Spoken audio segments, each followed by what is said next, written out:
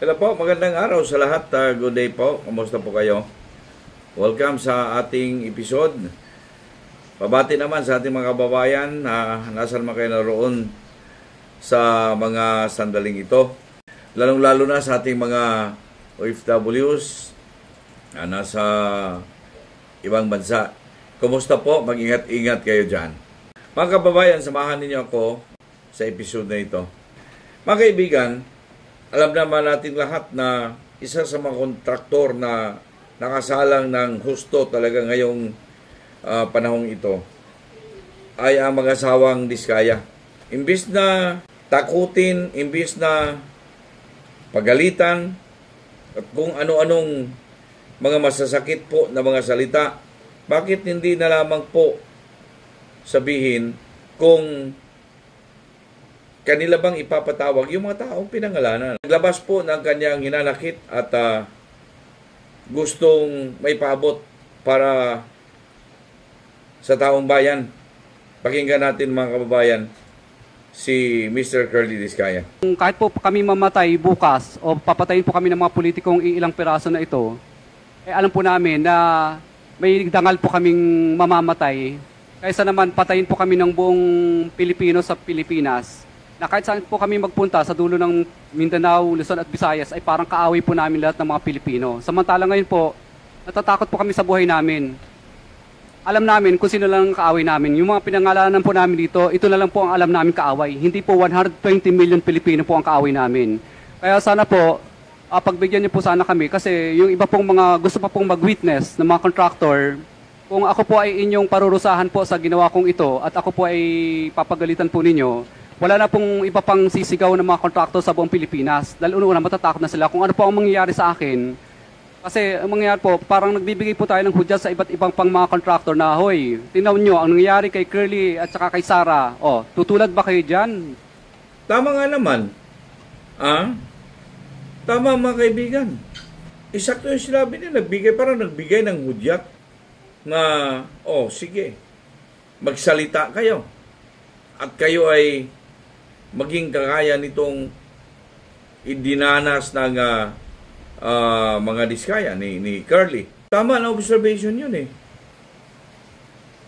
Ito kasi ganito eh. Tayo po ay nagpapasalamat kasi meron nga pong mga ginawang investigasyon na ganito. Sana po totoo ang investigasyon. At sana po ang investigasyon na ito ay hindi mapatungo doon sa pagtakip ng katotohanan mga kababayan.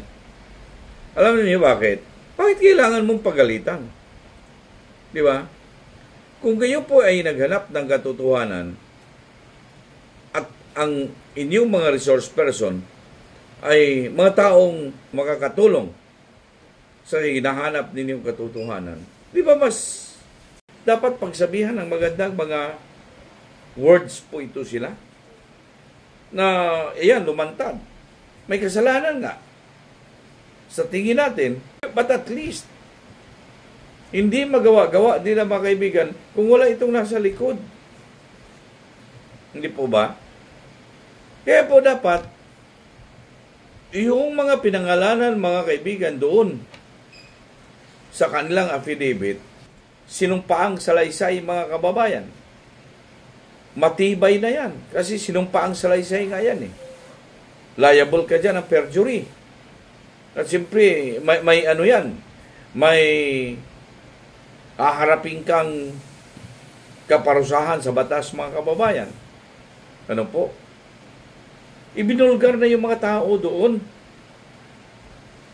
May pinangalanan na nga eh. Sinumpaang salaysay nga eh. At kukunin na lamang nila yun kasi mag-provide naman yun ng kopya. Hindi po ba? Lahat ng mga tao doon, kung really seeking for the truth at hindi mga kababayan ang pagpalito sa isyu, lahat ng mga sinangkot doon, dapat mga kababayan ay ipapatawag. Sinabi na nga ng resource person eh. Paikot-ikot ang tanong. Para bang pinapatagal lamang ng pinapatagal hanggang maubos ang oras. Hindi naman mga kababayan, sa tingin natin ay talagang kailangan doon. Bakit mo patatanungin kung saan nag-eskwela, saan nag-aral, at kung ano-ano pang mga tanong yun? Na nandun na, nakasabi na sa affidavit eh. Inamin naman nila, di ba po, na meron silang ginawang project. Wala naman, hindi naman dininay nila. Inamin nila na may mga kontrata sila. Inamin naman nila na nasa tama daw ang kanilang proyekto. Eh di puntahan ang proyekto. Kung totoo o hindi ang sinabi niya, di ba? Pwede namang mag-ukulang inspection para maparusahan siya at masampahan ang kaukulang kaso. Ano po? At yung mga kasabwat doon, nakikita naman sa dokumento yan eh. Bakit hindi po isusumon yung mga dokumento na iyon na kailangan naman mga kababayan? Napakasimple lamang.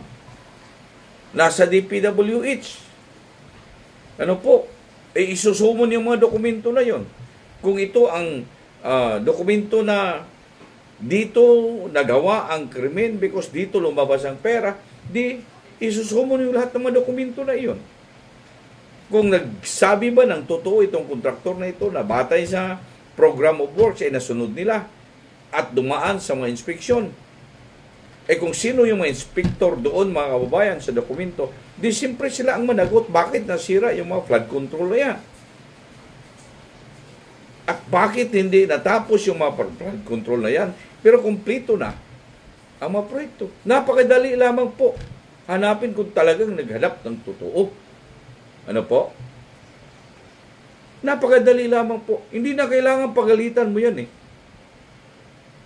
Di ba? Kahit na po, sabihin na lang natin may kasalanan na isang taong nagawa. Hindi po deserving. Napapagalitan mo siya. May batas naman tayo. Kung kailangan silang may bilanggo, si bilanggo na, huwag mong pagalitan. I am not defending him or these people. Ang sinasabi ko lang po, para pong nalilito tuloy mga kababayan ng tao. Bakit pa tayo pupunta doon sa kung ano-ano? Meron na, nandyan na.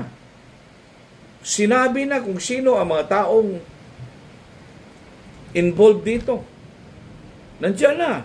May mga congressman. Edita, ipapatawag yun. May mga opisyal ng DPWH. May mga engineers. At kung sino-sino pang mga tao na nakaloob po doon sa kanilang sinumpaang salaysay. Bakit hindi po yun ang sabihin, sige, ipapatawag natin para talagang matukoy natin kung ano ba talaga ang nangyari at kung sino ba talaga ang dapat kasuhan dito. Hindi po ba? Yun ang dapat eh. Pero ang dami pang paikot-ikot, papagalitan pa.